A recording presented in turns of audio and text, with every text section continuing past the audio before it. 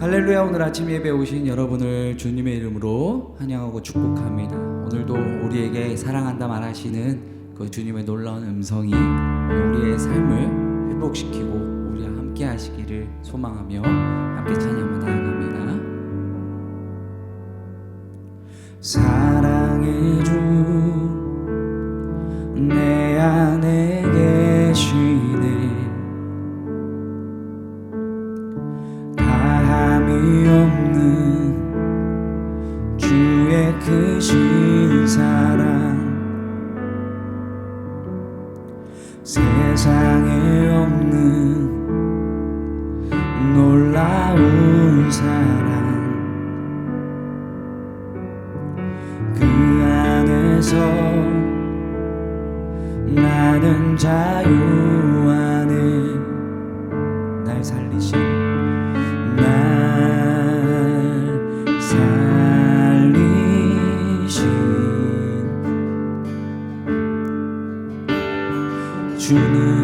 주는 내 전부.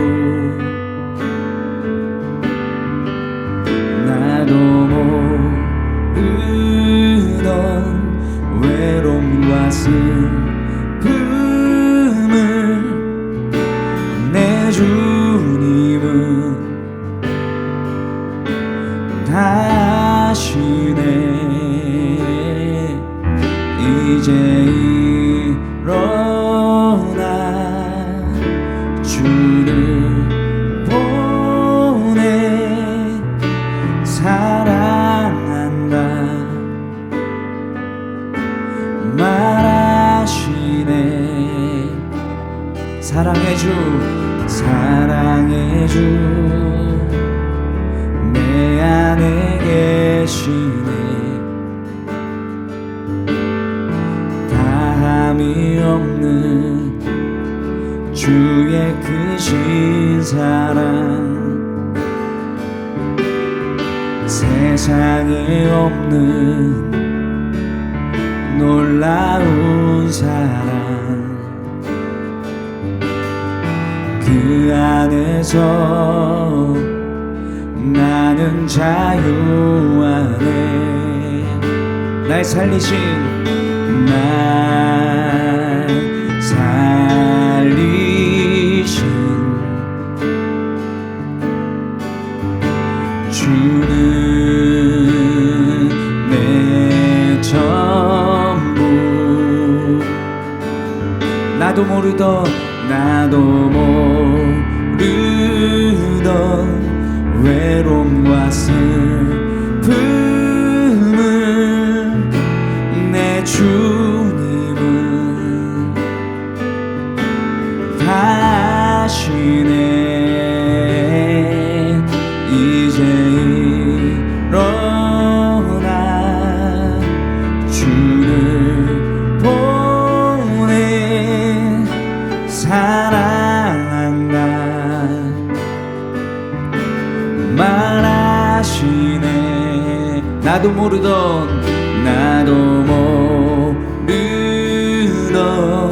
외로움과 슬픔을 내 주님은 다 아시네. 이제 일어나 주를 보내 사랑한다 말하시네. 사랑한다 사랑한다 말하시네. 사랑한다 사랑한다 말하시네. 제19장. 이스라엘의 왕이 없을 그때에 에브라임 산지구석에 거류하는 어떤 레위 사람이 유다 베들레헴에서 첩을 맞이하였더니 그 첩이 행음하고 남편을 떠나 유다 베들레헴 그의 아버지의 집에 돌아가서 거기서 넉 달 동안을 지내매 그의 남편이 그 여자에게 다정하게 말하고 그를 데려오고자 하여 하인 한 사람과 나귀 2마리를 데리고 그에게로 가매 여자가 그를 인도하여 아버지의 집에 들어가니 그 여자의 아버지가 그를 보고 기뻐하니라. 그의 장인 곧 그 여자의 아버지가 그를 머물게 하매 그가 3일 동안 그와 함께 머물며 먹고 마시며 거기서 유숙하다가 넷째 날 아침에 일찍이 일어나 떠나고자 하매 그 여자의 아버지가 그의 사위에게 이르되 떡을 조금 먹고 그대의 기력을 돋운 후에 그대의 길을 가라. 두 사람이 앉아서 함께 먹고 마시매 그 여자의 아버지가 그 사람에게 이르되 청하노니 이 밤을 여기서 유숙하여 그대의 마음을 즐겁게 하라.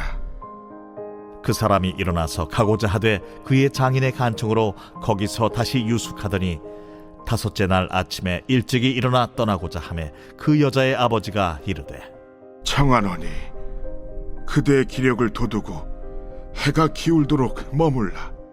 하므로 두 사람이 함께 먹고 그 사람이 첩과 하인과 더불어 일어나 떠나고자 하매 그의 장인 곧 그 여자의 아버지가 그에게 이르되 보라, 이제 날이 저물어가니 청하건대 이 밤도 유숙하라.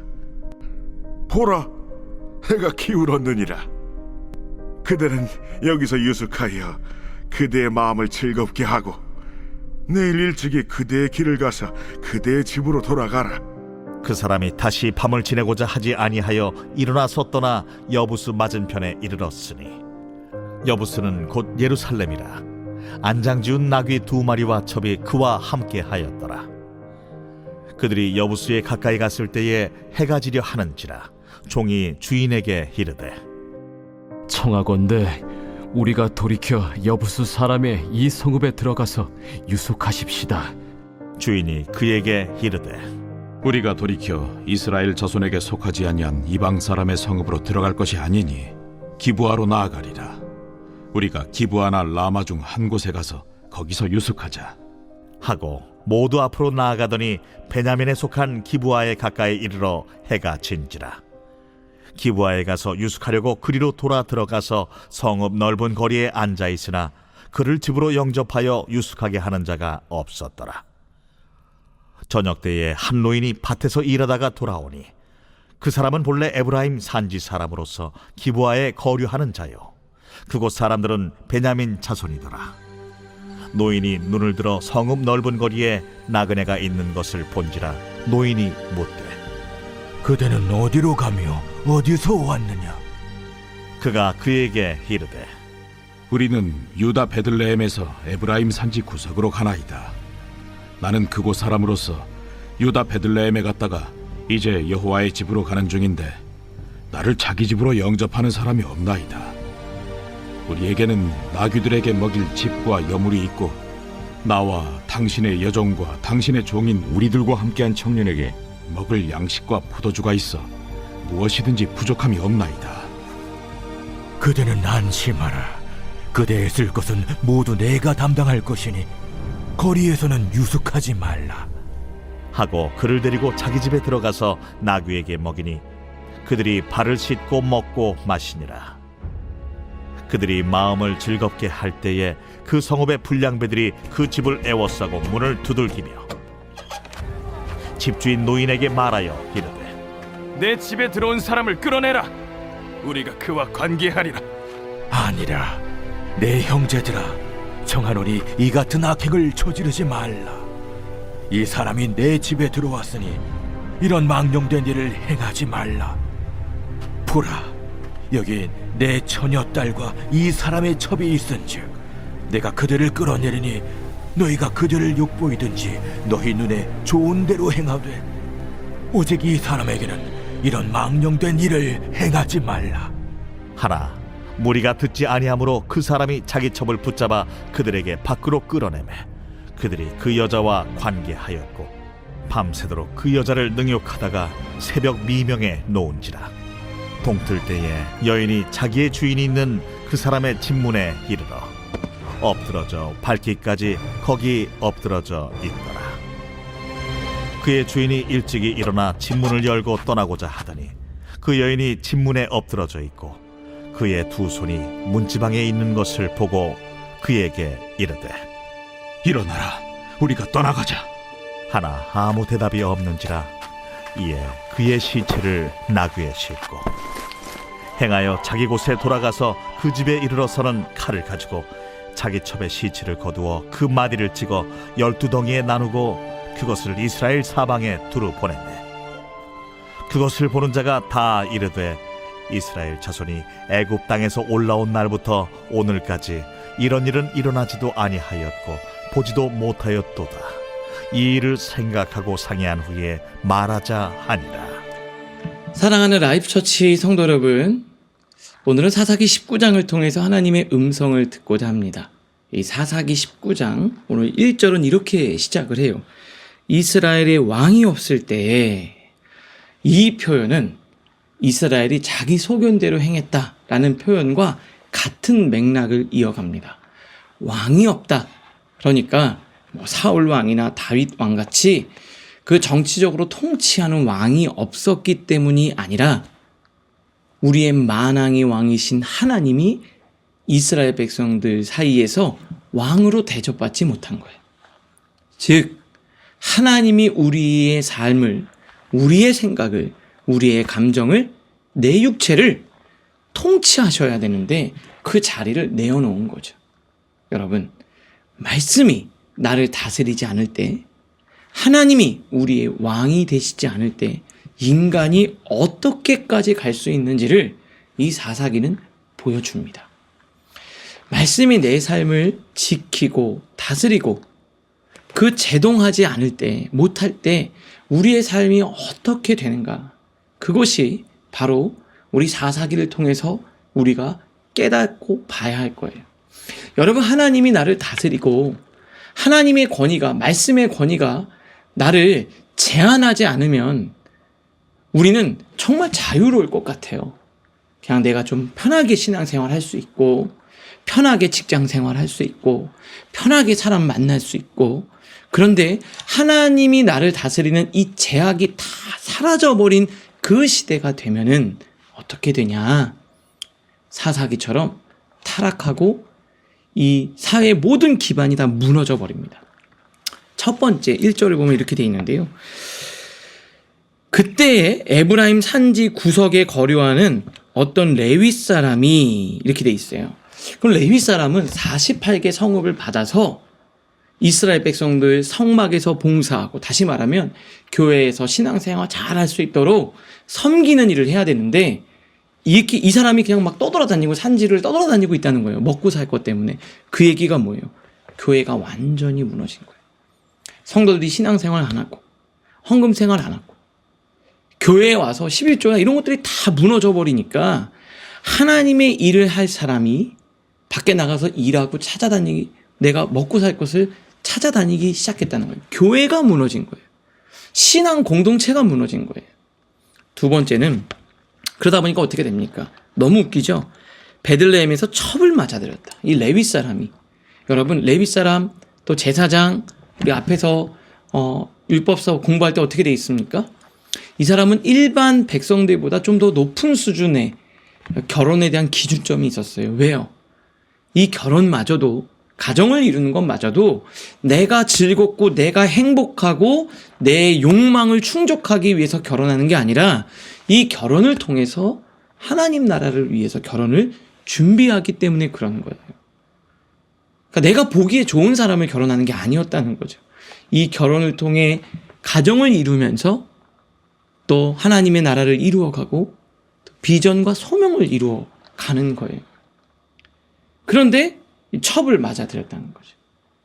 교회가 무너져 있고 가정이 다 무너져 있어요. 2절 보면 이렇게 되어 있습니다. 그 첩이 행음하고 남편을 떠나. 여긴 행음. 어떻게 보면 그 여자가, 레위인이 자기 보기에 그냥 자기 육체적 욕망의 대상으로 그 여자를 만난 거죠. 그러니까 그 여자의 삶이 온전치 않았던 것 같아요. 그게 꼭 행음일 수도 있고 어쨌든 다른 문제일 수도 있는데, 여기 보면 그 밑에 보면 무슨 일로 화가 난 여자, 세 번역은 그렇게 표현이 되어져 있죠. 큐티책에. 어쨌든 좋아서 만났는데 좀 싸우니까 금세 그냥 또 남편을 떠나버리는 거예요. 내가 조금 끌려서 만나서 살고 안 맞으면 가정을 버리고. 여러분, 이게 교회가 무너져 있고 가정이 완전히 무너진 거예요.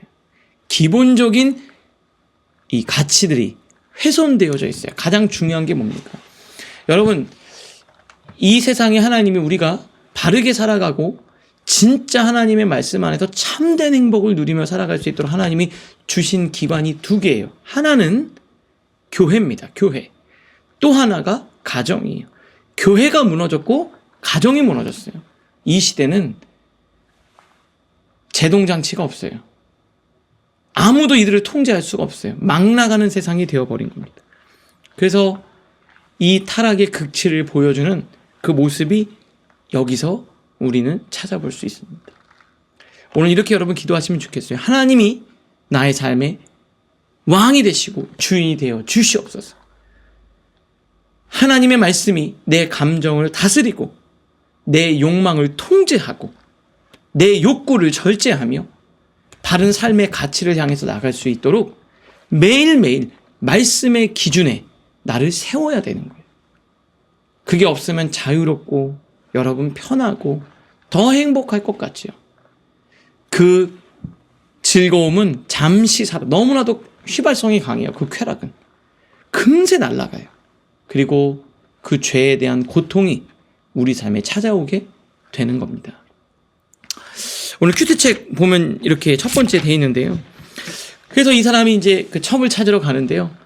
이 첩의 아버지가 딸을 안 보내려고 합니다. 가정에 대한 소중함이 없어요. 하나님이 짝지어 주신 것을 사람이 나눌 수 없다. 기본적 가치들이 다 무너져 있지요. 그러면서 맨 마지막에 이렇게 돼 있죠.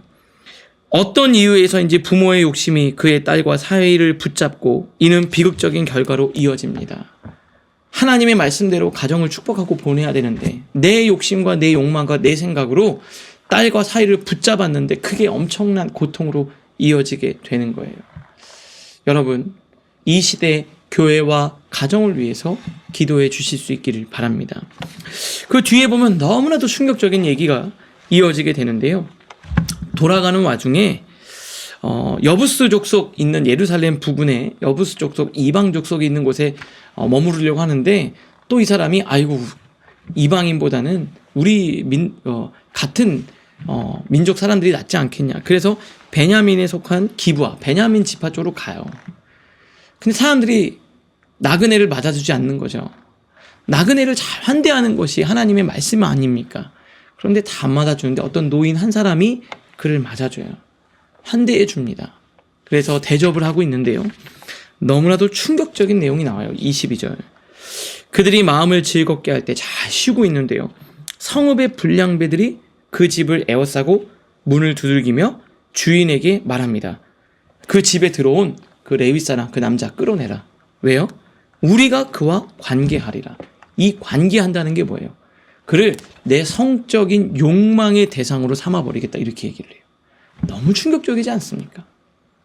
기준도 없고 윤리도 없고 기본적인 양심도 없고 이 사람들의 행동의 기준이 뭡니까? 내 욕망이에요. 그 순간 내 끓어오르는 감정이 자기의 기준이 돼버렸어요. 시대가 그렇게 됩니다. 여러분, 우리가 지금 이 말씀을 갖고 싸워야 되는 이유가 있어요. 그게 여러분들을 힘들게 만드는 게 아닙니다. 우리 인간에 있는 죄성의 제동장치가 되어서 나를 지키고 다스리는 거예요. 얼마나 그 하나님의 은혜가 우리 안에 얼마나 소중한지 오늘 말씀을 통해서 보게 돼요. 아니 불량배들 남자들이 몰려와서 그 남자 나그네 남자를 자기들이 욕망의 대상으로 삼겠다는 거예요. 이 시대가 이렇게 무너져 버렸습니다. 그랬더니 이런 악행을 저지르지 마라. 도저히 감당이 안 되니까 자기 노인의 처녀인 딸 그리고 이 나그네 레위인의 첩 데리고 가서 너희들 마음껏 해라. 그래서 그 첩을 밤새도록 유린하다가 그냥 던져버리는 거예요. 여러분 시대가 그렇습니다. 이 하나님 앞에서 바르게 살려고 하는 사람들이 고통당하고 기준이 무너지는 이 시대, 어찌 보면 우리가 살아가는 시대가 아닐까 생각합니다. 그래서 교회에서 말씀을 갖고 씨름하는 것이 얼마나 중요한지 몰라요. 여러분, 교회를 위해서 기도하셔야 돼요. 이 출발이 뭡니까? 교회가 무너졌잖아요. 두 번째가 뭡니까? 가정이 무너졌잖아요. 기초가 다 무너지니까 세상이 이렇게 되는 거예요. 우리 라이프처치는 교회와 가정, 이 두 가지를 우리의 신앙에서 가장 중요한 신념과 가치로 지켜내는 교회입니다. 그래서 우리는 매일 하나님 앞에 공동 기도를 할 때 가정에 대한 소중함을 이야기하고 교회를 지키기 위해서 우리가 늘 애를 씁니다. 여러분, 오늘은 우리 가정과 교회를 위해서 기도해 주시는 여러분들 되실 수 있기를 바랍니다. 오늘 나눔입니다. 나는 관계를 말씀대로 이루어가고 있습니까? 어떤 내가 관계와 가정을 맺는데 하나님의 말씀이 기준이냐는 거예요. 부모를 떠나 한 몸을 이루어가는데 어려움은 없습니까? 내 생각, 부모를 떠나서 하나님이 주시는 한 가정을 이루어 가야 되는데 그것에 대해서 내가 어려움을 갖고 있지는 않습니까? 두 번째, 환대하는 자가 공격받는 우리 도시를 위해서 함께 기도하는 하루가 됩시다. 하나님의 말씀대로 살아가려고 하는데 공격받고 윤리 도덕이 다 무너진 이 도시와 이 시대를 위해서 여러분 기도해 주시기를 바라요. 교회와 가정, 그리고 이 시대를 위해서 기도하는 오늘 여러분들 되시기를 주님의 이름으로 축복합니다. 기도하겠습니다. 하나님 아버지, 감사합니다. 오늘 말씀을 통해 내 삶과 이 시대를 제대로 바라보게 하시니 감사합니다. 하나님이 우리의 왕이 되어 주시옵소서. 말씀이 내 삶의 기준이 되어 주셔서 말씀이 우리를 통제하고 다스리게 하여 주시옵소서. 교회와 가정을 무너뜨리는 악한 영으로부터 천군 천사를 보내줘서 하나님의 몸된 교회, 하나님이 직접 지으신 가정을 하나님 지켜 보아요 주시옵소서. 예수님의 이름으로 기도합니다. 아멘.